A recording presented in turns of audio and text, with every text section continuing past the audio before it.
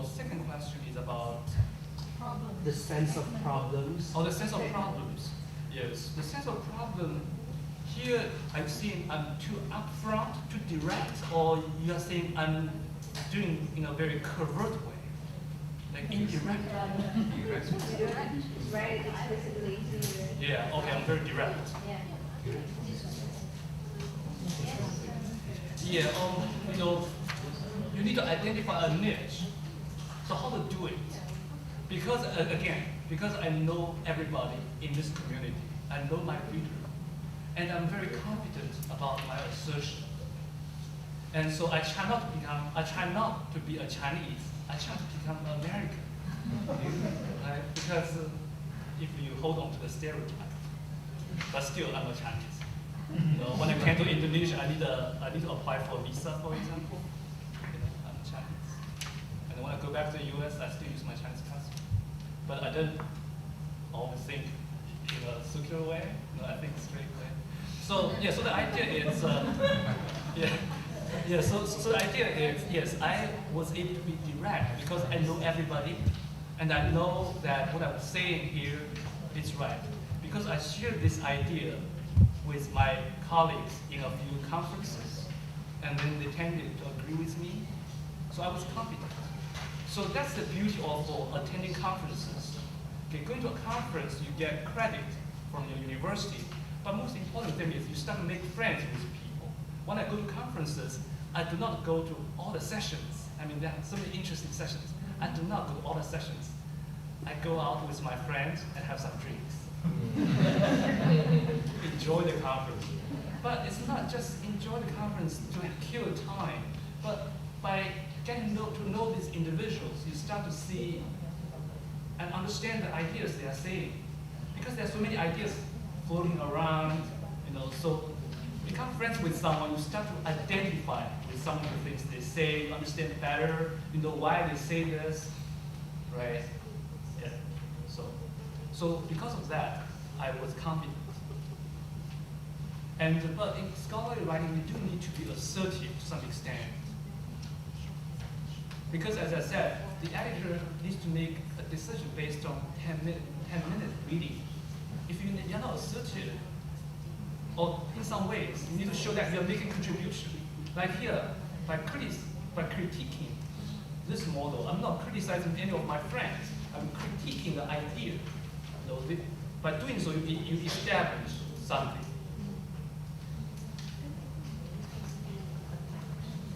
Yeah, and in Chinese we have an expression.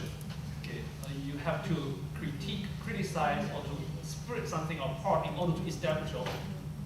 This is a very old Chinese expression, and so that's what I was doing. I was trying to be a Chinese in that sense. Maybe what I meant was a rigid research writing would emphasize on the problems that arise in society. So it's at the end of your paragraph, what discursive strategies do they use to communicate between them to deal with particular exigencies or particular context of situations, and then I will analyze the rhetorical strategies that the forum members use in each set of contexts.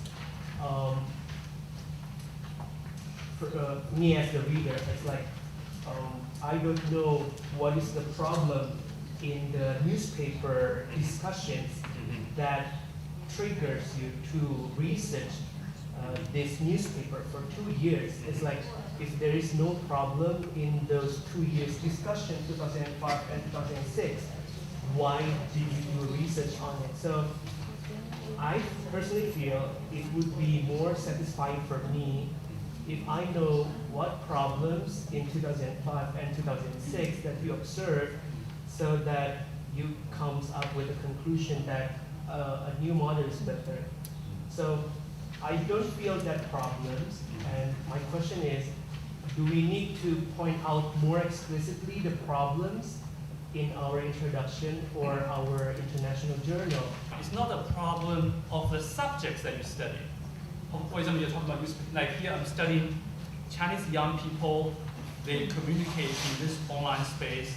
Okay, that's the data that I'm looking at. So I'm not addressing the issues in that discussion because I don't care what they're discussing. When I'm writing this paper, I'm speaking to scholars. For the scholars, I identify a problem. That is, previous studies all use this reference model. And now I propose that that model is deficient. A better model, not necessarily better, but a complementary model will be a context-based model. Because this inference model is problematic, as I've shown you with a lot of examples, like how Chinese people think, how Indonesian people think, how Indonesian people write. These assumptions are problematic. Therefore, this inference model is problematic to some extent. Well, we should not abandon it completely. We should supplement this model with a different model, which is a context-based model. So this is the problem I noticed and the problem I want to address. And I want to show the community how this context model is important and necessary for us to study how Chinese speakers of English communicate in written discourse. So that is the problem I'm trying to address. I was not trying to address the problems that the online participants experienced in the conversation. No, that's not my concern, because I'm a scholar, I'm having a scholarly conversation. And that's what I meant by scholarly conversation. So sometimes like our teachers have some issues with classroom instruction, and you want to write a paper based on your experience, based on some issues in the classroom. And those papers are very hard to get accepted. Why? Because those issues are not the concerns of the scholars. Because maybe the scholars, they have already go beyond those issues. Okay, those issues maybe were talked about in the 1960s and 70s. Scholars are not interested in those issues anymore, unfortunately. So there is a distinction between classroom teachers and scholars. These are two different discourses. When you are doing scholarly writing, you are participating in this scholarly discourse. And sometimes you can be creative to make the two discourses overlap or intersect. Sometimes maybe it's difficult. So in my paper, I was not trying to address a particular classroom issue, but rather I just want to understand how young people, in Indonesia for example, how young people, okay, when I was in the mall, I noticed that a lot of young people came out in the mall. They're doing this very modern dance on the second floor. They're very exciting. They seem to be very excited. So for example, I want to study how they use language, okay, in those contexts. I'm just interested in that, nothing else. So I'm not interested in classroom instruction, for example. And that's what I intended to do. I want to study how they use language, how as Chinese. They're supposed to speak Chinese, but why in this online space, okay, like 500,000 people, they use English to communicate. Well, they speak Chinese as a first language. And I thought this is a new phenomenon. And I was inspired to study that. There are not very people or studies that. So in that sense, it's a problem for the scholarly community. Because overall, in general, you need to come up with your research questions at the end of your literature review. Okay, your research questions should be based on your review of previous scholarship. And I was able to do that because, as I mentioned, published scholarship in this particular area, territory, that I established in the first two paragraphs is relatively small. So I killed two birds with one stone. And that's why I did this kind of question, to ask a few questions at the end as a way to further interest the reader. But most of the time you don't need to do that, but instead you state the questions at the end of your more extended literature review. And we will see that in some samples in the afternoon. Okay. I noticed that some of you stated the research question at the end of the literature review, and that's not appropriate, I think, because it's not natural. Okay. You need to identify a niche, and then naturally ask questions. But sometimes you don't identify a niche, and then you ask questions. It becomes overall, I think logical, but you will say, well, in Indonesia, that's not that's logical. That's okay, but to me, I feel it's not very logical. To a great extent, it's a summary of your paper. So in the introduction, you need to do the three things.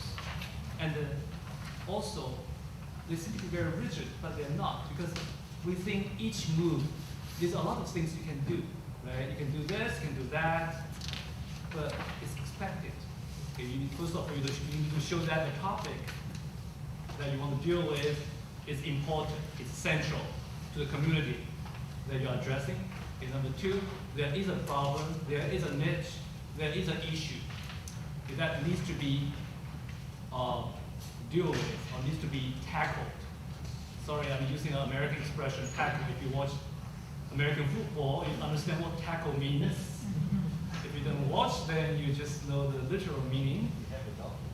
Tackle is very serious.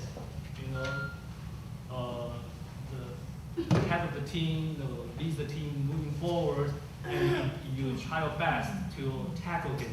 Is to bring him to the ground, to make him, just to disarm him. So here the same, there is an issue that needs to be tackled. That you want to attack this issue with confidence. And then you can outline what you are going to do in this paper. So these three things you need to do, or your paper will not go through the first round of reading. And also, in rhetoric studies, sometimes people are critical. They say, well, if you study Chinese, students writing, why do you want to use Western theories? You should use native theory, because it's native. So I use the Confucian theory as well.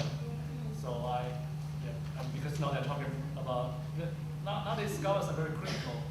They're saying, well, if you are studying Indonesian students writing, why you try to use Western conventions to do the analysis? I mean, isn't that imperialistic? You are colonizing your students. Right? So, yeah, I mean, in some areas, people are very critical, not in all areas. But in my area, people are very critical. So I thought, well, I need to balance it. I use both Western framework and also Eastern framework to do my analysis. Okay, that's why I have a section here. And then I further introduce the data set. I look at 8 threads, and in each thread there are many posts and also viewers, rhetorical purposes. Because as I mentioned, I want to study in different rhetorical contexts, in different communicative situations, how Chinese speakers of English communicate. Because I want to show that context is important here. Because in different contexts, people use different strategies. So you cannot simply say, oh, Chinese speakers of English, of course they use a lot of Chinese strategies. That's too simplistic, and that's problematic. So here I want to show the complexity. And what I did was to divide the kind of communicative context based on the purposes. There are different ways to define context. So I define based on communicative purposes. So there are like 4 kinds. Okay, sharing experiences, page 236, 237. Okay, sharing experiences, requesting opinions, seeking advice, okay, sharing experiences. So there are 4. And so I look at the kind of strategies they used in each context. And in each context, actually people had studied similar things before. Maybe not the 4 contexts altogether, but maybe in a particular context, what kind of strategy people will use.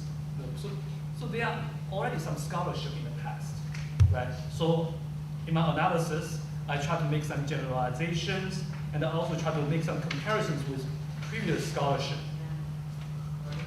And that's how you should do in your analysis. Okay, you try to bring in secondary research or previous research into the conversation. By doing those kind of comparison and contrast, we are showing people that, well, yeah, you are discovering something new. Because without comparison, you don't know whether your discovering is new or not. in your analysis section. By doing this kind of comparison and contrast, you can show the reader that you are discovering something new. Or you can say, oh, the same. That's okay. Even if you say, oh, it's the same, it's okay. So you are basically, you're still saying something new. You are saying, well, in a different context, Chinese students still use inductive patterns, right? And it's still kind of new because you are looking at a different context and your finding confirms previous research, right? But here, what I'm doing is to show that actually it's different. So that's even more interesting, right? Yes. So actually here, you showed the difference between the classroom context and the internet context. Yes. So is it possible that the students follow the deductive reasoning because it was forced by the teacher? So if you want to get a good grade, you have to follow this type of reasoning. But on the internet, you are on your own, right? Yes. Right. And that's what I'm guessing.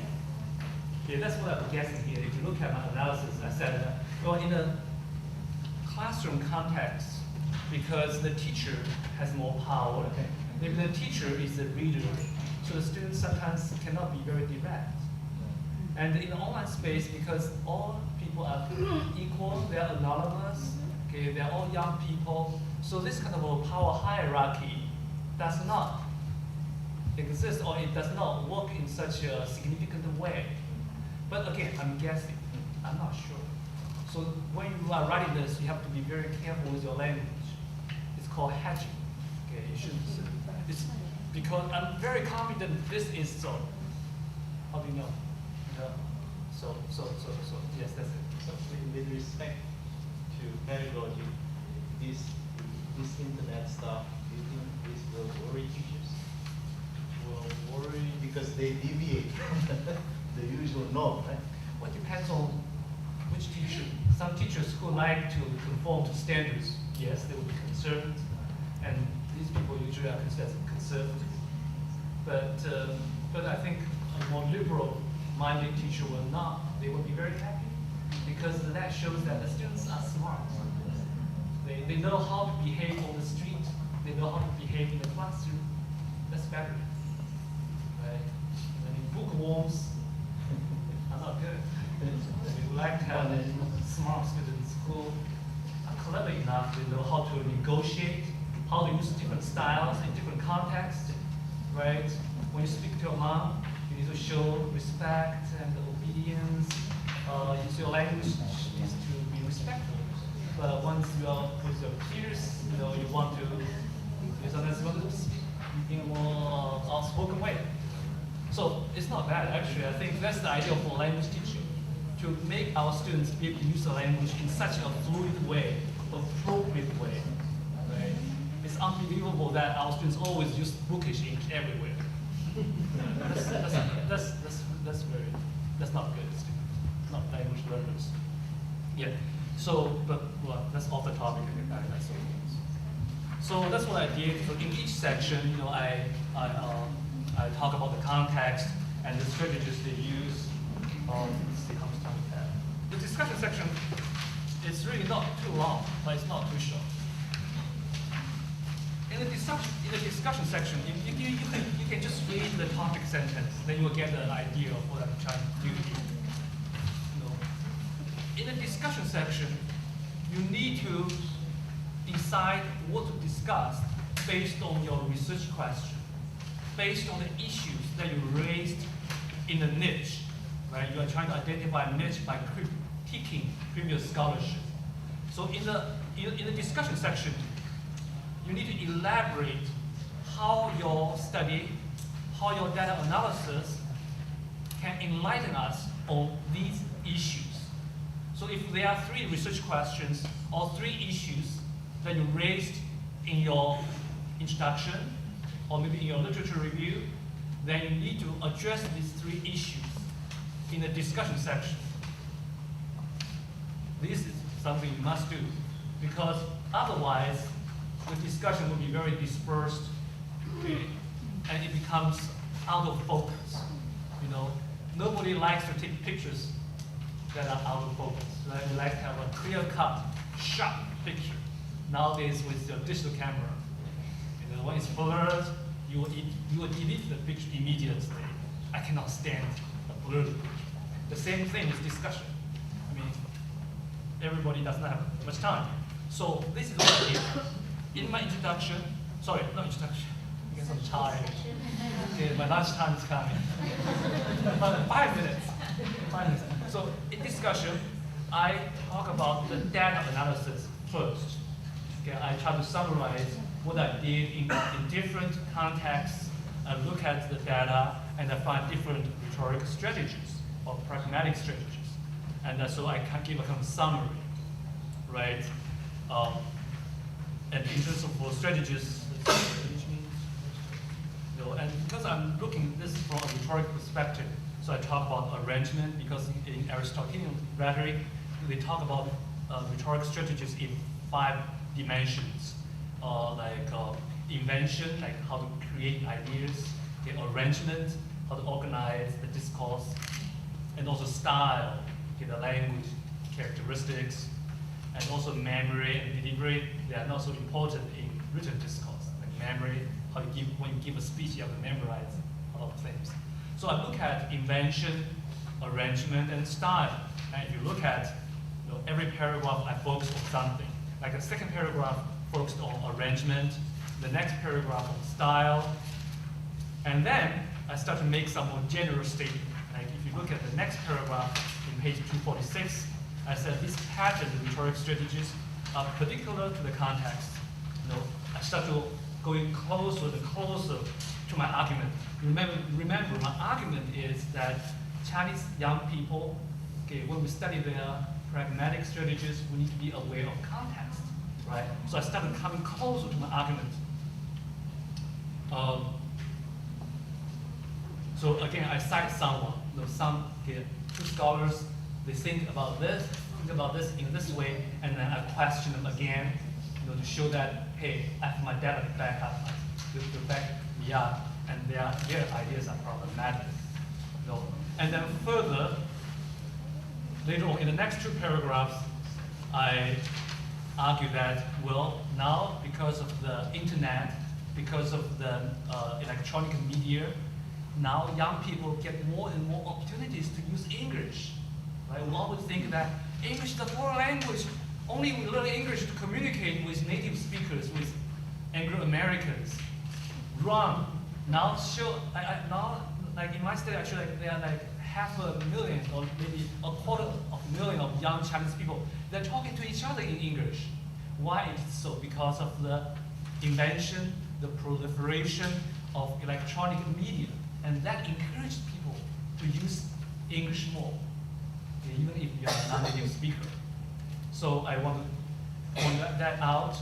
And further, okay, my study, what are the implications of my study for us to reconceptualize, to understand China English? Remember, I studied by saying that in the past, when people study China English, they always think about, oh, China English, okay, well, we should study how Chinese speakers of English use Chinese language strategies in the English. I mean, that's right, that's okay. But now I try to show that, well, that way of thinking is too simplistic. Too simplistic. Because, let's see. Okay, if you look at the middle of the last paragraph, okay, in the discussion section, in the middle, I said, okay, the last paragraph on page 247, okay, this is a further argument in the middle. Okay, 247, the second paragraph. The middle of the second paragraph, I said that rather than viewing the new variety of English against a native speaker norm, it may be better to view it as a new system based on elements, structures, and rules drawn from both English and from one or more languages used in the environment. So in the past, when they study China English, they always say, oh, the way Chinese students deviate from the standards. But now I try to say, well, maybe not so much of deviating from them, but rather how they bring their linguistic resources, the knowledge, into the use of language in real context. So in some ways, I'm kind of extending the argument, okay, making some adjustment of the way that we can look at China English. So here in the analysis, you see I move from more concrete examples from my analysis, okay, of the results of the finding, to more broader and general conclusions or ideas. And that is more or less, I will consider as more natural, because people just read your analysis, read the findings section. Now in the discussion section, it's more reasonable to just continue, right? Talk about things in your findings, in your analysis, and gradually move towards a bigger argument. And that's what I intended to do in this section. And then what you intend to do, or what is your view or opinion based on a particular context. People are curious, because they know a lot about this issue, like communicative approach. They know there's a lot in China, the US, and India, because people have written on this topic in their context. But maybe nobody has written on this topic based on the Indonesian experience. Then that is the niche, for example. So there's always a way, and also it's expected that you need to create a niche. The other paper we did not get a chance to read very much. It's very short. It's much shorter.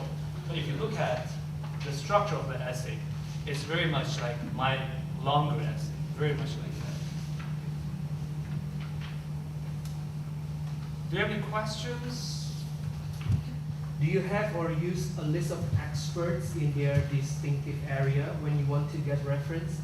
For example, Jeremy Harmer, Richard, or Brown for TEFL.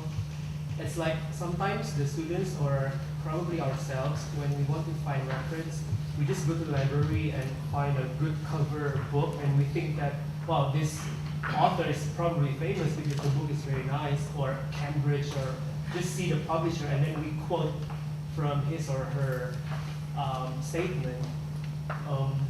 So do you have a list, a certain list, that if you want to make a journal about TEFL, then you will refer directly to these 5 experts rather than spending more time with unknown authors? Good question. Very good question. Yes, so how to economize our time and effort to finding the relevant literature for a paper. Yeah, in a way, makes sense, but you just need to make sure that these publications are within the last 10 years. Okay, Brown, yeah, he's an expert on teaching English as a second language, but if he published something 20 years ago, I would not read it. So, yeah, anything within the last 10 years, fine, if you think that's relevant.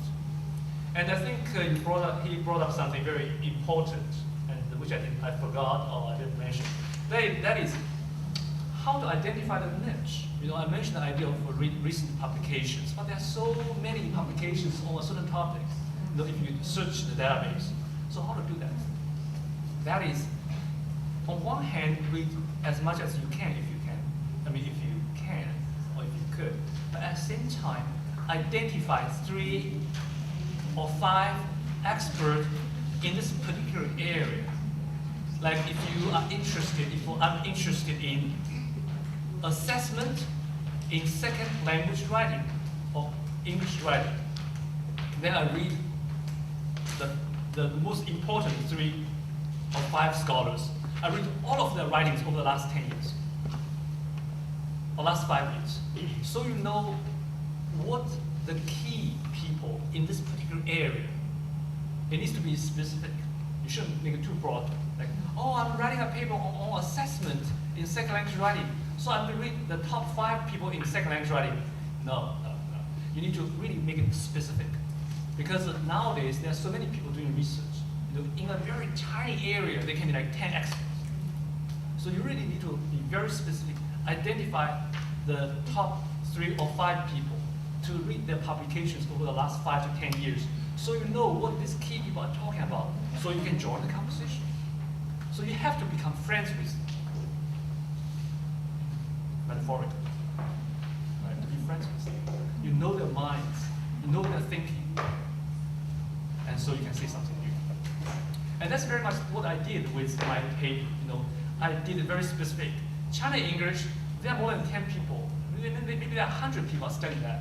But I just want to speak to these 10 people who are interested in written discourse in English. And then once I narrow it down, then there are only very few people, and you make it more manageable. So that's also a suggestion given to me by one of my colleagues. He said that if you want to become the key person in your area, then you have to be friends with these already, established key person in this particular area. Once you become friends with them, metaphorically, you know their ins and outs, and you know what is new, what is old, and then you have a better chance to have your voice heard. Other questions before we move on? All right. So next. Excuse me, we Yes. are curious to know about how to find the key figures in that particular area. Once I tried to do the same thing, like I tried to send to Han Zhao Hong, because Han Zhao my Hong. Han Zhao Hong. Yes. My interest is on second language education, especially vocalization. And then, unfortunately, no reply. No reply from her, right? Yeah. When you become friends with it, doesn't mean you have to contact them. People are busy, and sometimes Yeah, emails do not get. yeah. People send me emails. Sometimes I don't get emails because my email account sometimes have some problems, virus. So here you do not really need to contact the person, but rather to read that person's writing. If you think the writing is key, she's a key person. That's what I meant. And the easy way to do it is easy. If you are you just enter this area, you're totally new. One way to do this is go to Google Scholars. Has anyone used that before? Yes. Do you know Google? Yeah. So do Google Scholars. And if you look at, okay, the subheading is standing on the shoulders of the powers, or the giants. And that is it. So second language acquisition, fossilization, put in the keywords, and you will see whose work or works have been cited the most. Okay? And so you will see if you know these people, people, have you read these people's work, and then read their recent. So that is a way to identify key people in the field. And once you identify these key people, then you read their recent publications. Okay? The most widely cited papers and books, of course, you should be familiar to some extent. Okay? But usually the most cited papers are usually old papers. That's why they are cited the most, because they came out like 10 or 20 years ago. That's why they are most cited. So the most cited papers or books might not be the most recent papers of this. But that's a way to identify the key people in a specific area. Two are relatively short, and one I will consider as an opinion paper. So I would say let's focus more attention on the two four-man studies. Okay? And let's start by looking at the first paper that I have in my hand. I call it first because I read it first. Stay with it. It doesn't, it's very random. It's the dynamicity of interlanguage errors, a study of Indonesian students learning English as a foreign language. And so have all of you kind of skimmed over this paper already? Yes? Okay, good. Sounds good. So what we're going to do is, let's look at the background, introduction. Okay, I give you 3 minutes, since you already read it. Okay, go through these again, and as you go through the introduction, I'd like you to keep these 3 moves in mind and check to see whether the author has done the 3 moves.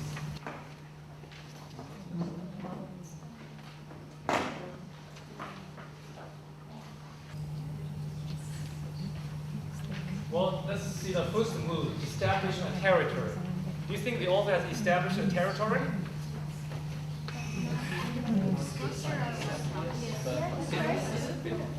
Just a bit? Okay, what do you mean by just a bit? What can be done to make the territory more concrete?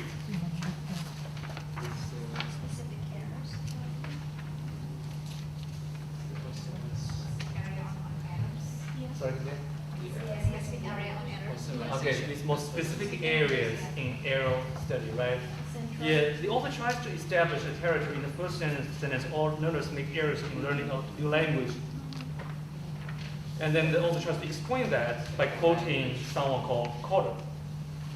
But this first paragraph is too broad, right? So here the author can be more specific. I mean, Anglo-Americans, they would say be more direct. But here actually it's actually more specific, right?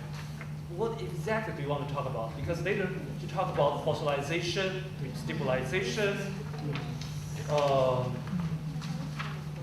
interlanguage, the systematicity and the changeability of the language, and also error treatment. So, right. So to establish the territory, you also can be more specific. What exactly do you want to deal with? Because error treatment or interlanguage errors, that's a very big topic, a broad topic. Okay, anything else? Okay, here, establish a niche. Has he also established a niche? Have you found a niche here? What is the niche? I don't know the way I see it on page 2. If you see the second and the third paragraph, it seems that it's a conflicting theory. So by showing the conflict, I don't know whether it can be claimed as establishing a niche. Okay, so it's so there are conflicting theories. Yeah. Okay, if you consider that as a niche, that means the author intends to solve this conflicts. Yeah, is it clear? Does the author intend to solve the conflict between the two theories, or? I didn't see that. I thought this just continue an introduction of ongoing discussions on interlanguage errors, stabilization, and treatment. Right? Continues a kind of introducing the conversation. I didn't feel there's a niche or gap. Yeah, I didn't see a niche or gap. And then, well, at the end, we also asked a few questions. Okay, the empirical classroom research was conducted using senior high school students of SMA7 Jakarta as the research subjects. The research questions raised were formulated as the following. So see, the author asks questions at the end of the introduction. But the question is, why do you want to ask those questions? But from the previous sections, I didn't get the sense that these questions are critical, right? Because it's good that she cites previous scholars, but these two questions do not solve that conflict if there is a conflict, right? Okay, and then occupying the niche, what do you think? Well, if there's no niche, then there's no occupying the niche, right? Right. So yeah, as a review, I will raise those questions, the same questions that you have raised, And also, I noticed that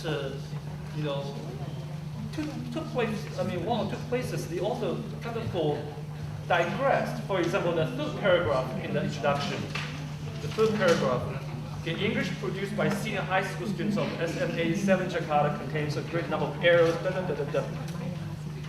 This is a very specific example, right? A specific example. So my question is, well, if you send this to a local journal, maybe that's okay. But to an international journal, people will say, okay, well, you're talking about an issue in Jakarta. Why it's important for us to know? I don't want to spend my time reading something that is only unique or applicable to Jakarta. I'm in South Africa, teaching English. Why should I read this? So something needs to be done to establish that there is a problem with ongoing conversation. You know, it can be a theoretical problem. It can be like some gaps. Okay, and so for example, if we great, I should restrain my criticism. But if I try to be positive and be constructive, my question would be: if we're going to help the author to make it work, what can he or she do? So establishing it. So how to do it with what we have here? Some scholars say like Anglo-American writing tends to be, you know, writer responsible or versus the reader responsible. It makes sense to some extent. You know, I don't want to say like Indonesian writing or Chinese writing are always Reader responsible. reader. Yeah. But here, in this particular case, I think the writer needs to explain, right, to draw the connection between previous sections and the questions, because the questions are pretty interesting. Yeah. But the thing is, why do you want to ask those questions? I'm still not clear, right? And why do you want to study that in Jakarta? No, if I were her, I would do something like this. So in creating MOOC ones, I would start by saying that the debate between these two theories Good. Yeah. are important. Yes. And then I would say that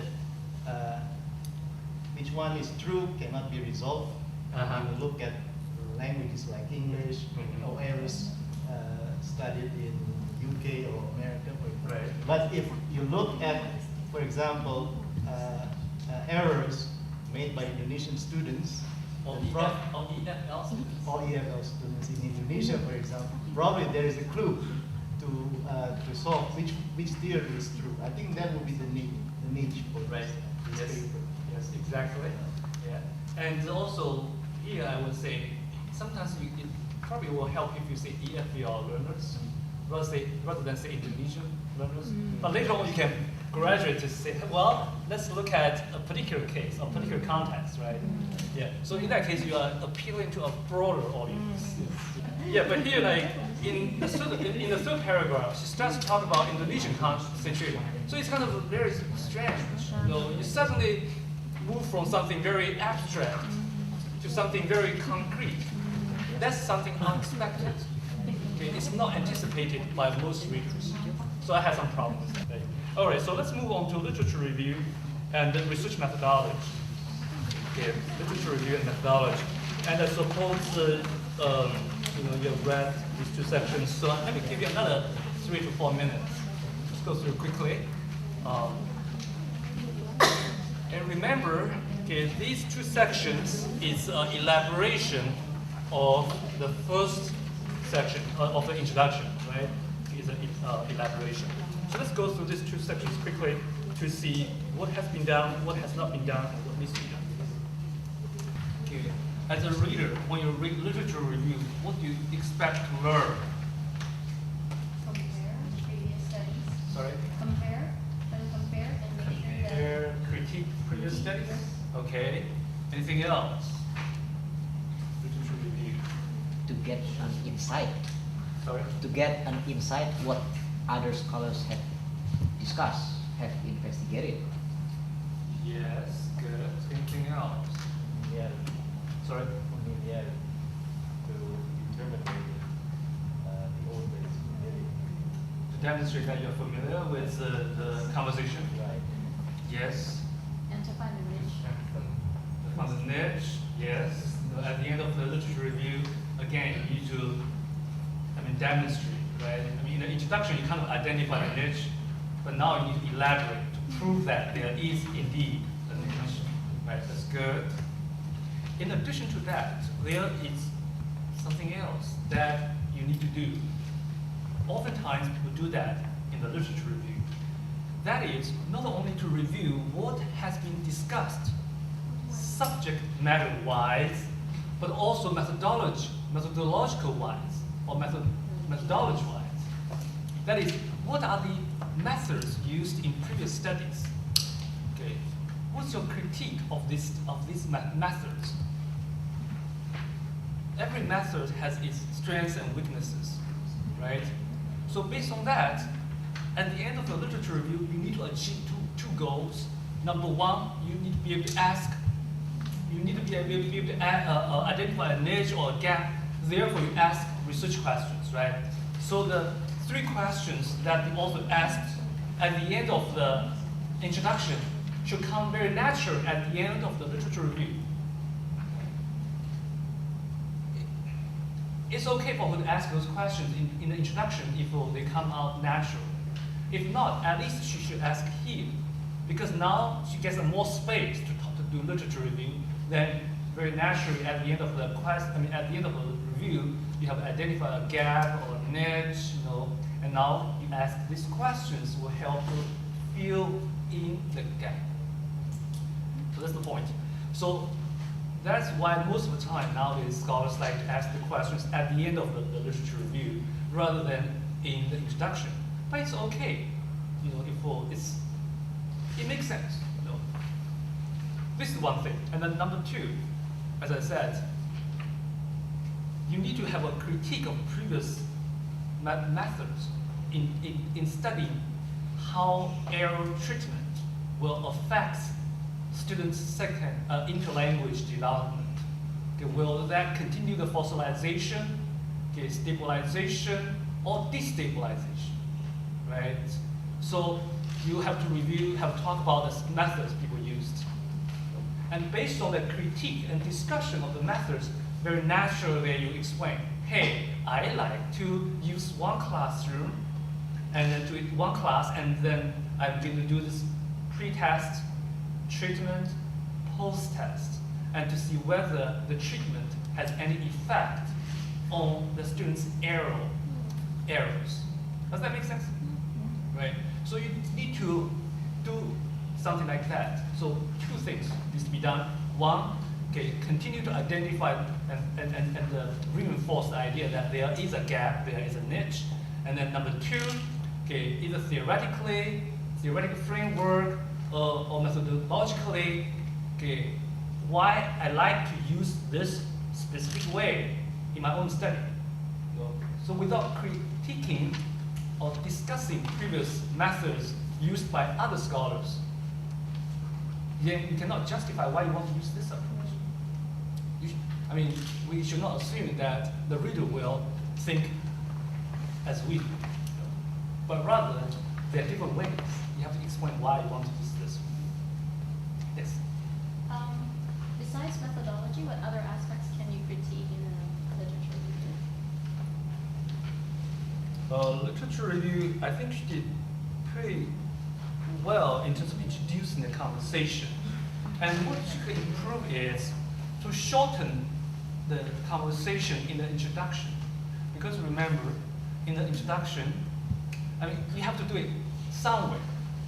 Since they're like me, I did the literature review to a great extent in my introduction. And I killed 2 birds with 1 stone by doing so. But if you look at here, she does the review in 2 places, right? So she should make a decision. Either do a review in the introduction and then not do it in the literature review, get rid of the literature review, or shorten the introduction, just by pointing out there is a discrepancy between theorists, between scholars, and I want to address this discrepancy or this disagreement through a study. And then in the literature review, you combine the 2 things together, the review in the 2 places, into one more extended. Yes? Sorry, besides methodology, what other aspects can you, in a study, in a previous study, what other aspects in a previous study can you critique? Methodology and also a gap too. Just like, they studied the A, B, C, D, E, F, G, but they have not studied W. So that can be a critique too. Can be a theoretical critique as well. Like what I did was more theoretical. Previous studies used this inference perspective or theory. I'm using a different framework. But whatever you do, just remember this piece is an argumentation. You need to make sure your review will very naturally lead the reader to see the gap, to see the methodology. I think these are the two key things. Okay. You can criticize everything from multiple perspectives. If you do too much, you're distracting people's attention. So do something that will strengthen your argument.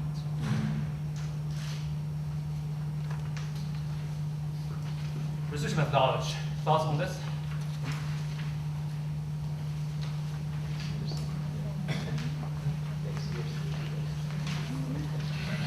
Research methodology. Some of you will feel, well, I didn't study second language acquisition. I didn't study error analysis. How can I critique this section? I'm not an expert in this. But there's some common sense here. There's some common sense that will help you. Because remember, this paper is written for readers, and we are readers. Okay, and we are all trained in applied linguistics, maybe in different small areas, but we're all trained applied linguists, or language teachers. If there's something I didn't understand, that's problematic, because I'm supposed to understand. If I didn't understand, there must be something unclear. And so I'm not an expert in second language acquisition. I didn't do much research in that. I'm doing more textual analysis, discourse analysis, rhetoric, and the literature type. I teach literature too. So not only applied linguistics, literature too. So when I read this, I thought there are a few things that was not so clear to me or that can be improved. Let me share with you, and then you can share with me your observation. Number one, we also intend to use composition or writing to study error, fossilization, or stabilization. I have some doubts on that. I wonder, because we talk about the idea of validity, reliability, and replicability. I wonder about validity here, because fossilization, stabilization, interlanguage, usually people study those things in written, spoken, right? Oral discourse. So now you're using writing to study something usually people discuss in oral. Because writing is mediated by so many things.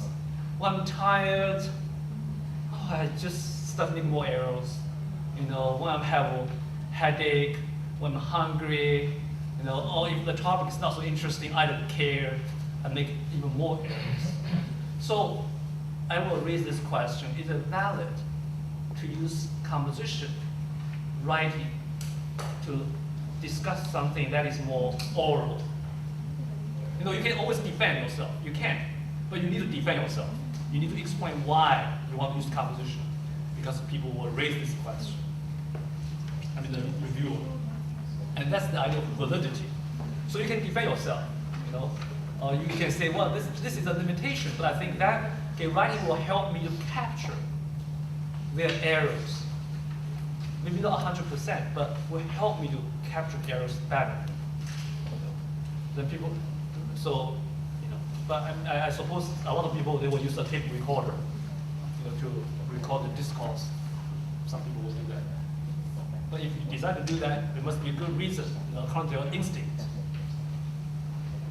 So I'm not saying this is wrong, but you need to justify. Okay, this is turning to a niche. So you argue that all of the interlanguage studies done in oral discourse, for example. But Yes. in my study, I would like this composition because, for example, I have several reasons for that. I think you can, but you just need to explain why you want to do so. Yeah, you can. So that's what I'm saying. You need to say something to justify, because people will raise this question. And in our writing, we have to anticipate those questions. Another two small things. One is that there seem to be like many acronyms. Sometimes I forget what they mean. Yes, okay, acronyms, shortened forms. This extra and the rest. Yeah, so so I keep quickly. So I know it, there are so many acronyms. So in general, keep a few, like 2 or 3 and spell out most of the other less common and maybe confusing ones. Yeah. Yeah. So acronym is something that can be improved. Let's remember, this is written. Well, sorry. We can use the common acronyms like Korean. Yeah, I mean, this really needs to be decided by the experts in the field. You know, if they feel comfortable, then that's okay. Yeah, but from my perspective, when I was reading it, I felt I had a hard time remembering the acronyms. On one hand, yes, maybe I'm not familiar with them. On the other hand, I guess because when there are many, sometimes it's just very hard to keep track. Yeah. So again, the review really raised this question. This is just my perspective. You know, don't take this as the final. No, this is just my perspective. No, it's very subjective. I mean, it's subjective. This author forgot that, properties was written for the Indonesian people. The Indonesian people, love acronyms. Oh, I see. Good point. Good point. Well, then you have to negotiate to some extent, to negotiate. That's why it's very hard for non-natives because of Indonesian to speak Indonesian because of the acronyms. To make it more concise and condensed, because acronym then make a lot of space to become. Sure. I mean, that's the point of acronyms. We're going to use interlanguage so many times, then how many pages then? True. I mean, that's a good reason. I mean, that's a good reason to use acronyms. Yeah. But at the same time, you're writing this not only for Indonesian scholars. Yeah. It should be introduced at the beginning. Yeah, we introduced For at the example, beginning. interlanguage and Yeah, export hereafter. Yeah, I mean, she did actually very well. But somewhere in just, the beginning. there are so many acronyms. Just like giving a homework for the readers. Yeah. Yeah, so that's not a good idea. It's not a good idea. That's Yeah. like we gave a She homework. did. The first time she always have the full name, the Yeah. acronym. So she did a good job. I mean, this is not a big issue. So don't make this a big issue. But I just noticed. Yeah. The last thing in this section is about I thought the author can also describe, for example, how the arrow treatment was carried out. Okay, and you mentioned like every week you focus on one key arrow. Give more details. Give more details. This study was published. Supposedly it's published. Maybe people will not replicate this study, but the expectation is, if people would like to replicate this study, will they be able to do so? Replicate means to repeat the study in a different place, right? So by providing as many details as possible, you are helping people to conceptualize, to visualize how you did it, and maybe other people can do that too. Yeah. So another thing that can be done here is to provide more details. So some scholars like to break this section further down as like subjects, right, procedures, and something like that. Results and discussion section. I think the scholar, the author did a good job in using statistics. My feeling is like sometimes I don't understand the point of using statistics because I'm not a specialist in statistics, right? Yeah, or linguists. We're not statisticians, right? That's a good point. But the thing is, this paper is not written for statisticians. It's written for linguists, right? For someone who may not be a statistician. And I think most of us here who are reading, are the readers, the real readers in the life of this paper. So what I'm saying is that it's not like the author should use statistics. The author should use statistics and use it in an accurate, correct way. But what the author needs to do here is to explain what each number means. Let me show you an example. If you look at the first diagram here, okay, the graph. Okay, here it says, the author says, based on these I conclude that the learner's English is considered as an interlanguage. The language system is neither that of English or Indonesian. It contains the elements of both. The IL is idiosyncratic in nature. It's distinct from both the NE and the TL. Stefan, what is it? TL? Target language. Oh, target language. Good, thank you. See, at least I'm puzzled. And then I think 3 seconds. Oh, yeah. TL is definitely like all language. Right? It's target language. So, that's the example for if you are using too many acronyms, sometimes the reader will get confused. It's not like we are dummy. They will figure it out eventually. Yeah, but. So you're writing it down bumpy road. Right, yeah. I mean, Indonesia, Jakarta will continue to improve its roads, I'm sure, and that's what we're doing here, improve, get rid of the bumps. All right, if you look at this paragraph, at least for me, based on these, I conclude that these, what do you mean by these? I don't know. I conclude that, okay, but I don't see why these show that it's a LIL, interlanguage. Why? Okay, the number do not tell me anything. I mean, numbers means nothing unless it doesn't make sense to you. Then you have to explain why the numbers tell you that. You know, you have to explain what's your reasoning process. Yeah. And further, there's a logical fallacy here too. If you look at here, the language system is neither that of English nor Indonesia. It contains the elements of both. Great, I like that. But the next sentence, the IL is idiosyncratic in nature. Idiosyncratic means everybody's different, right? But why is system, the language system? So there's no language system really. When you're saying idiosyncratic means everybody speaks differently, everybody speaks their individual ways. So here I feel there's a gap because the previous sentence you're talking about language system. You assume that, like me, you know, I'm speaking English as a non-native speaker, so my English to some extent is still a kind of interlanguage. I admitted that, that's fine. But by saying my English is idiosyncratic, you're implying, or if I admit that, then I'm actually saying my language actually is not so systematic.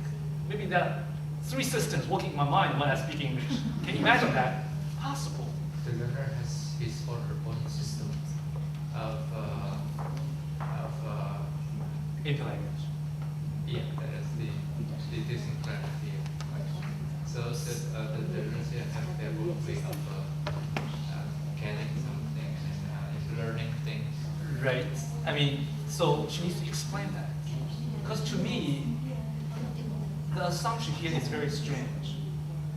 You are assuming when someone speaks a language, well, he doesn't speak totally English, or totally Indonesian, but rather contains elements of both. And then you say, so it sounds like a system, or maybe the working of 2 systems, but then you say it's idiosyncratic. I'm not saying she's saying something wrong, but you need to explain a bit more. So I'm puzzled, you know. Again, this is my perspective. But anyway, my point is, it's okay, it's great that you know statistics, but you just need to use it well. You can not only do the accurate calculation, but also explain what this number means. Why you say it's a language. And I noticed this not only with this, but also with other papers too. It looks like here Indonesian scholars are very well trained in statistics. Very good. But use it and then explain how you interpret the numbers, because we interpret numbers in different ways, right? Like for example, inflation rate 5%, you know, is very low in Indonesia and in China, right? 5%.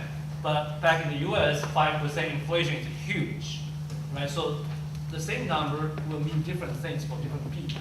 So that's why it's important to make your points by analyzing the numbers. But then the more you read, you realize that, you know, as I said, writing a paper is making an argument. Okay, it's making a point. Making an argument is making a point. So statistics, just like a computer or cell phone, it's a tool. You use it for your own advantage if you use it well. To show the effect, we have to use the quantitative analysis. Depends on your research questions. Maybe you don't need that. Maybe you do not need to have such a complicated analysis. I don't know. It all depends on your purpose. Then backtrack to something I noticed I didn't raise because I didn't feel that's the right time. I wonder here, now we have a very good idea of the study, right? So she do a pre-test, a treatment, post-test. This is a very standard kind of empirical, classic empirical study type. That's fine. And then here, you identify like how many kinds, 8 kinds of errors, right? 8 kinds of errors. And you spend time treating these errors throughout the semester. But I wonder, to make your study more concise to a point, because basically you just want to show whether error treatment will destabilizing or fossilize students' errors. You don't need to study the 8 kinds of errors. Why don't you just, based on the pre-test, pick 1 kind of error, or maybe 2, right? And observe the changes over 1 semester. Isn't that more manageable? Right? So when you do the statistical analysis, so you can do the same analysis, but the numbers become much easier, simple to see. Right? Because now you're studying like 8 kinds of errors for 1 semester. You're making your analysis more complicated. You're giving the reader a harder time, and that does not help much with your argument. So to generate, we have to get more focus. I would say that will, because basically you're just making 1 argument. You want to show that error treatment will affect the students' interlanguage development, right? You just want to make that point. Right? So whatever error here is not so important. Just identify 1 or 2 kinds of errors and observe the trajectory of the development, and you can make the same argument. And your argument will stand out better, clear. This is what the previous studies did. Oh, so you only focus on 2 errors and they raise questions? Focus on specific grammatical items. So that's why I was saying, well, if you only focus on 1 kind, it will raise questions, then study 2 kinds, and not only 1 specific grammatical item, but a type of grammatical issue. No, again, I'm not a specialist in this area. If 2 reviewers who read your article telling you that you have to look at all the errors, then probably you have to do that. Actually, this paper is based on the presentation. Probably that's why it discussed 8 types of things. Okay. So probably you can give a tip if you want to turn. Right. So that is one way to deal with it, to narrow it down to only 2 errors. Because by doing so, you have more space to explain, right? When you talk about 2 errors, and then, so you can talk about what later you find out the students feel about those errors through your interview, observation, debriefing, And also, you talk about this methodology, but later on, I didn't find you talk about this methodology. Did you talk about students' interviews later? I didn't see interviews, right? And the debriefing, you don't have any quotes. So that's something inconsistent. Right? In the methodology section, you talk about you use these methods, but then later on, I didn't see those things coming out. So that's what we say coherent. Something needs to stand alone, well-rounded. There's always a danger of turning the dissertation into a paper. It's difficult. It's difficult. I mean, the reason it's difficult is because the audience is different, the context is different, the purpose is different. Yeah. In a dissertation, you want to show you have the broad knowledge and you know how to do the research and you use statistics. But when you're writing a paper, if the questions are slightly different, then you have to adjust everything. That's why writing is so difficult. So, maybe when we write the research article, then we take just part of the whole research paper and then we present as a whole unity, not take the whole and then put them into a very concise and condensed, and it's very difficult to put everything in just Right. one few pages. Right. Yeah. Yes. Yes. You need to have a narrow focus, okay, and more straightforward. So we can break down the whole research report on several research articles. Yes, research articles. Yeah, depends on the questions you ask. No, that's what some people do. Yeah. I mean, in the U.S., the applied linguistics PhD students, when they graduate, the professor always tell them, try to break this dissertation into a few papers and publish it, a few papers, because if you work in a university, they expect publications. And the first few years, what do? That's what you do. Break them into small papers and send them to different journals and spend 1 or 2 or 3 years revise them. Yes, and I will give them to Luciana, and she will forward my comments to the authors. So don't worry if we didn't have time to discuss your idea. What is the verdict of the first paper? What? What is the verdict of the first paper? Verdict? Accepted? Oh. Revised or rejected? Revised. Honest or not honest? Because it's not, I already know, so you know how to but I would say you reject, unfortunately, because if the author can revise and resubmit, it's usually like give you 1 month, you can fix the issue. But here, I don't think so. It looks like the author needs to revise the whole thing. So it's rejected. Right, yeah, so it's unfair to make this verdict, right? Because the author didn't intend to send this to an international journal. But if it's sent to an international journal, I think it will be rejected. You also pointed out that it would never be enough just to point out one school with 30 participants. You mentioned that before. So do you suggest the whole senior high school in Jakarta to make it more international? Or what kind of, for example, all IB curriculum schools to make it more international? No, it's not the point. Not the point, but rather the writing itself, the study itself, as written in this way.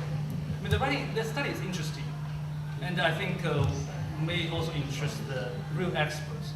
But now I'm just giving you my own assessment. Oftentimes, the people get rejected not because the study is not good. Oftentimes, the presentation of the study is not so clear, and the readers, they will have to ask themselves, okay, if I ask this person to revise and resubmit, will the person be able to achieve the goals within 1 month, or 2 months, or 3 months? If it's hard, then I will just simply reject it. Yeah, because if I don't reject this paper, the paper will come back to me in a few months, and I have to read it again, and maybe the paper will still not good, and I just don't want to read it again. So oftentimes the decision is made based on these considerations, unfortunately, but because there are many papers. Because previously you mentioned about people in Africa who don't care about SMO7 in Jakarta. Right. So I got that conclusion that it's not enough, especially 30 students. So Yeah, it's not that because of the number of students, but rather the way it's presented here unclear to me what contribution this paper is going to make. So see, here is a matter of writing, how to write in a way, how to construct an argument that will appeal to the audience, whether that's in South Africa or in South America, how to appeal. So we're talking about the writing conventions, scholarly expectations. It's not like people in other places look down on Indonesian teachers or scholars. No, but that's why we need to really learn how to write in a skillful way, to create this niche, to write in a way to make your argument sound like an argument. One last question. For example, two papers with the same methodology, with the same literature review, but one is all IB curriculum schools in Jakarta and one is SMU 7. Which one that the reviewer will choose? It's hard to answer this question because what they consider is the questions you raised in this paper. It has nothing to do with the subject.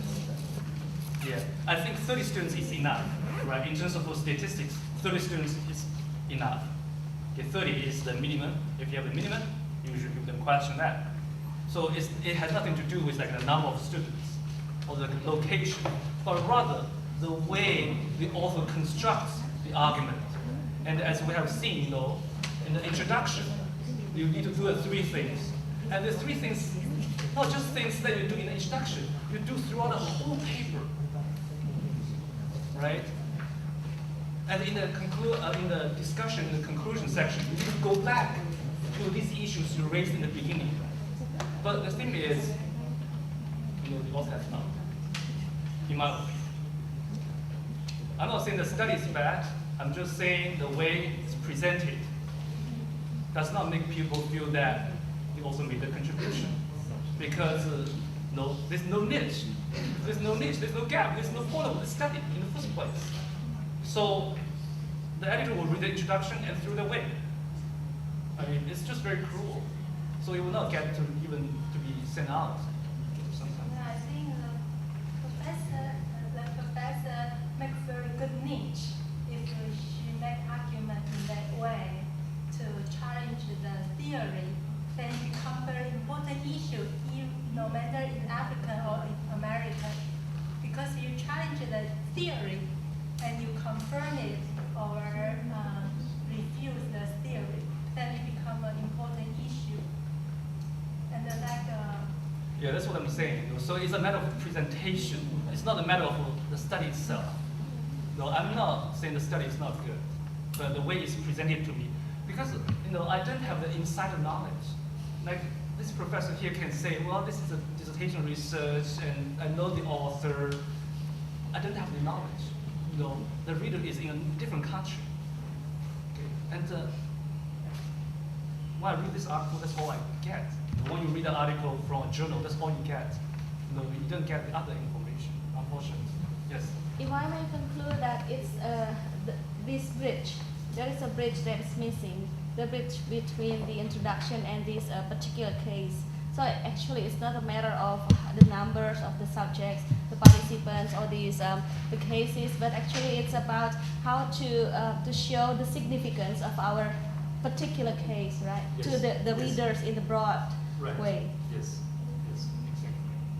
Yes. So what I introduced in the morning, these are not just like linguistic sentences, but rather the three things embody the scholarly expectation.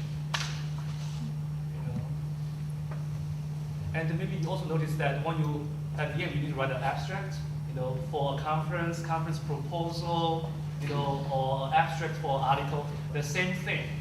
I review conference proposals every year. Conference proposal is just like abstract, 100 words, 200 words, and we are asked to answer the same questions, exactly the same questions. Is the topic relevant? A niche identified? New contribution? Is the language, is the abstract well written? Language-wise, the same thing. And I make my decision based on this 100 or 200 words. And I have to make a decision within 1 or 2 minutes, because I don't want to spend more time reading it. If the author doesn't provide information, I shouldn't assume. And if you don't do a good writing, I assume you will not present well. So that's why writing is so important here. And that's what I'm trying to introduce today. Okay, I'm not going to talk about like language issues, but rather this overall big picture. Still, basically presentation is our big weakness. So can we learn it in a fast way? I trust that you can. You know, like you guys here are all helping the author to improve this, and you seem to understand the issue very well. Right? I didn't give you the answer right away. Yeah, I would say. I mean, these are expectations. These are not just patterns. These are expectations. I would say this is not patterns. Patterns have this negative connotation. Expectations. Well, we still have some time. Do you think we can look at the next paper just even briefly? Using bilingual dictionary in writing composition. Well, maybe we can look at the first paragraph. No, sorry, the introduction. As I said, this is the most important. So basically the idea is that writing is important, and dictionary, it may be helpful, you know, with students writing or with teachers' instruction. That's good. Then how about the niche? Establish a niche. Okay, no niche is identified. The author in the third paragraph goes straight to the objective of the study. Okay, without a niche, then objective becomes very personal. I'm a teacher, I'm interested in this, I want to do the study. Yeah, but you know, this niche needs to be established. Right? Yeah, so when I was reading this, I wondered, like, the author here needs to say something like, well, there have been only like a few studies over the last few years, you know, or there has been no study. Then it's very natural, you know, for you to move on to your objective. So something needs to be done. Actual paragraph needs to be written here before the paragraph 3, you know, to explain why you want to do this study. Okay, because there's a need or there's a gap. And then occupying the niche. What do you think? Excuse me, sir. Yes, In establishing territories, we relate to some other studies or not? Because you see here, you know, the writer does not relate her opinion or his opinion to other studies, relevant studies, because he said here writing is important, etc. Great. So we have to look at paragraph 2 and paragraph 1 and paragraph 2 together. So overall, I think the author is trying to establish this, saying that it's difficult to write composition. So how about dictionary? To what extent dictionary can be used in the classroom, you know, to assist the instruction? So overall, I think the author is trying to establish this. Although the author is not very direct, the author can be more direct by saying, well, so far, I mean, we know dictionary can play an important role, or you can say something. Well, research so far has not indicated that there's a strong connection between dictionary use and composition improvement. You know, say something more straightforward. Yes, I mean, you also can do that. But here, overall, I think it's okay. And be specific, be direct, if you can. But the gap is missing here. And also, there's another issue, which is subtle. That is, when I was reading the introduction, I got the feeling that the author is a very engaged, committed teacher.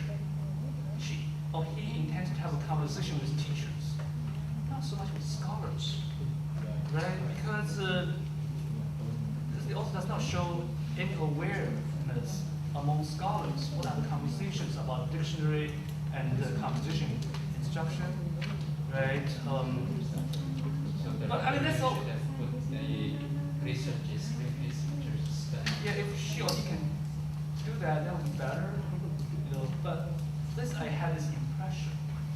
You know, so based on that, then maybe the article needs to be sent to more teaching-oriented journals, rather than more research-oriented. This is like actual research paper.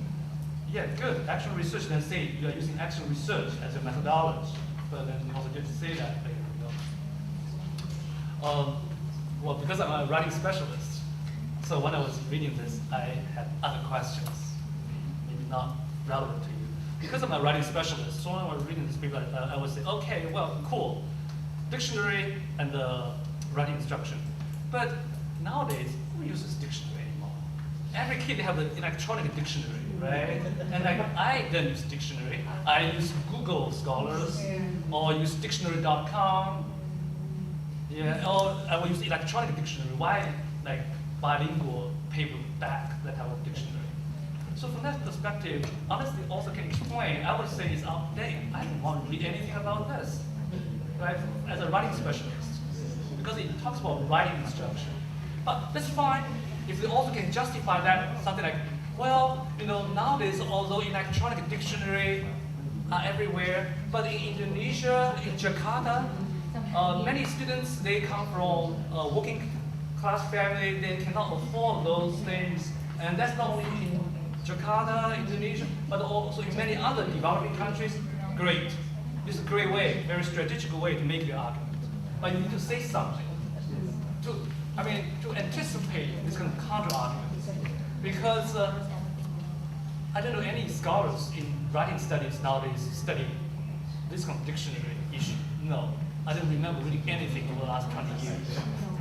You know, but the good thing is, I'm just trying to be critical, but later I did find something great. We also developed that. If you look at the later section, there's a section called previous study. We also did cite a study. Great.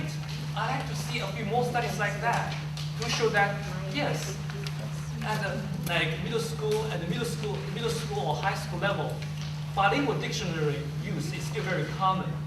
The students continue to use traditional dictionary. Great, you know, and they also can cite those things up front. So my concerns will be answered. Do you see that section? It's a section called previous study, and they all cite one. Good, you know, this is a very recent study, 1997. It's really good. I mean, I really like the author to cite a few studies like this and put them up front, right? Okay, up front, okay, in the introduction or in the literature review. But look, between introduction and the previous study, this section, we also spent 5 to 6 pages talking about dictionary use in a classroom. What's the point? Now, as a reader, for me, I was reading this, but what's the point of reviewing that kind of thing, right? Because remember, what you are doing here is just make an argument. Okay, first of all, establish a niche, establish a territory by reviewing published literature, okay, and then establish a niche by pointing out the gap, right? And then, occupying the niche, present your study. But like this, okay, if you look at the sections after introduction, bilingual dictionary, using a bilingual dictionary, dictionary assistance in writing, I don't see the point. Why I should read 5 or 6 more pages without telling me the points. I know there must be a point for the author, but I just see it. I'm a reader. You write a paper for people to read. You didn't write a paper to enjoy yourself, unless you're writing a diary, right? This is not a diary. This is a problem if we have only one research in the previous, like this one is only one, right? This one, only Harvey and you. Did they say, okay, does it also say this so far there's only one step? Has they also say this? Okay, previous study, they also only cite one previous study. Right, but does it also say there is only one step? Really? Also if you say that, you should not. See, I'm a reader, I will never assume that. This is not my responsibility to assume what the author intends to say. The author needs to tell me. And I'm a scholar, I will assume that there should be at least 10 studies on this topic. Because I'm a writing specialist. You know, I've read a lot. I'm just saying over the last 20 years, nobody has studied this, but 20 years ago, maybe a lot of people have studied this. So, as a reader, I don't want to assume too much. And this is the writer's responsible to anticipate my question. And if the person doesn't say there's only one study, just present like this, I would say this person hasn't read anything in writing studies. Because I think I'm a specialist in writing studies, and by doing so, I would say this person has not read much, and that would discredit the study further. I would say, oh, the author is not familiar with the conversation. There's no point of publishing this paper. I mean, because that's one of the questions I have to answer when I read this paper. Has the author demonstrated familiarity with published literature? If you look at the all quotations, most of the quotations were from or before 2000. That means they're old. And many of the books, many of the citations, not from scholarly journals, are books, and even old books. Old books are old knowledge. I'm not saying we cannot use them, but we need to use more recent references. I mean, that's why, I mean, non-native speakers, in China and in Indonesia are in a very disadvantaged position. Because, English is not our first language, and in developing countries, universities are poor. They do not get all the recent journals, articles, because they are expensive. I mean, these Anglo-American centers, these countries, they just want to make money, so they make these articles very expensive. So we're always be suppressed by the capitalists in those countries to some extent. Yeah, so what I do is I put all my publications online. So like Saniolo can see all my publications, without paying money. And I send articles to him when he asks me. So do that, in your area. Identify scholars, native or non-native, in those countries, and be friends with them, and ask them for articles. You can simply say, well, I need this article, and I couldn't get it. Could you get it for me? And usually people will do it for you, or the writer, the author, just telling, in Indonesia, I didn't have access to your article. Could you send me a copy? Most people will send you a copy, because it's always an honor to be asked. As scholars, if you want to write and you want people to read, so that's the idea of writing for the audience, for the reader, not writing just for a personal entertainment. Because they're putting so much time into writing. I spent 7 years writing my book, and then nobody reads it. Before we conclude, we're coming close to the end of today. It's very challenging,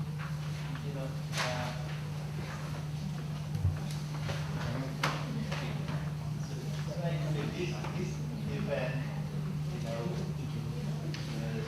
is made possible by general things belonging to Yes, Indonesian Journal of English Teaching. He received a grant to make this journal to have the international level. So what we could suggest to make this journal to reach the international level in the future. Yes, and they are trying very hard to make it helpful international impact, and it's having an international impact.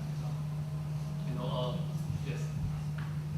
Okay, Dr. Yu, from what you have presented so far, we were discussing among us, and we are just wondering whether the tendency to write that way can be seen as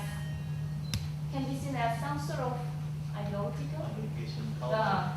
Apart from the fact that we have to admit that we lack sources, but maybe we cannot always hide ourselves using the excuse that we don't have sources. But paying attention to graduate writings, I suspect that we have a tendency to write that way, in the sense that we do not really have a special place to establish a need. I do understand you're talking about the requirement for international publication, but is there any place for us to see that as this is Indonesian way of thinking? If we were to see it from the writing point of view, because as a writing specialist, how would you see it? So at one side, we do understand everything that you have presented, But because this is so common, would that be possible that, how do you see it as a writing specialist? Because if we're to go to that direction, to some extent, we have to change ourselves. And to some extent, I get the input from my student, it's against ourselves. In other words, it's against Your inner seed. the self, the voice of the students as themselves. So I suspect whether these are ideologically laden. Western culture. Eastern culture. It's an excuse again. Well, yes, definitely it's Western ideologically laden way of writing. But just think about this. We always adopt something new. Yesterday, I was reminded by two colleagues here that Indonesians are very receptive. Indonesian languages are very receptive. We start to take things from everywhere and we shape them in a way for our own purposes. And that's what we're doing with national writing too. Okay, we're learning this Anglo-American way of understanding our enemies. And then once we have both their thoughts and our way of thinking, we can work out a way for our own purposes. And this doesn't only happen with writing, and with language learning as well. I'm not doing promotion, but I wrote a book on this topic to demonstrate that over the last 150 years, Chinese students, when they were learning English writing, they always, conscious or unconsciously, making this devil's tongue into their own language. And that's a very natural process, which did not just happen in China, also happened in Indonesia too. Think about the standard Indonesian, right? It was non-existent 150 years ago, but now it has become the national language. And this language, as I walk around in the street, in a bookstore, I thought, oh, I can understand Indonesia too. Why? Because Indonesia, the language has adopted a lot of terms from English and from many other languages, including Chinese. Yeah. So this is my answer. Okay, we are learning their expectations, and we always negotiate with the expectations. We then always follow. I mean, look at the title itself, right? In the devil's tongue. It comes from Confucius thinking. Okay, or from that old days. Okay, when we die, we'll go to a different world, and that different world is a devil, the spirit. And then later it evolved into the idea of anything foreign or other becomes devilish. And so this is the expression I coined, writing in the devil's tongue. So this itself isn't my way of negotiating between Chinese way of thinking and the English way of expressing things. And we are always doing this unconsciously. So I would say, don't worry. Once you master the Anglo-American way, you will not be using 100% Anglo-Americanly. I'm playing with the language. Yeah, so I don't think it's a problem. I write in English, but I write about things about China, the Chinese way of thinking. Okay, in the book, I mix with Chinese expressions, way of thinking, and I'm not doing anything unique because Chinese people have been doing this over the last 150 years, and the Indonesian people have been doing this too. Appropriating Chinese, okay, Japanese, the Malay, and put them together into this Bahasa Indonesia.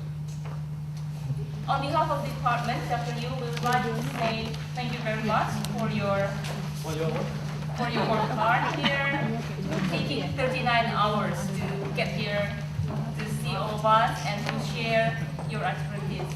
We really appreciate your help.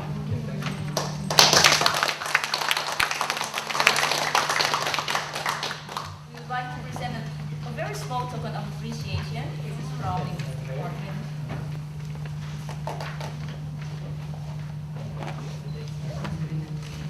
Oh.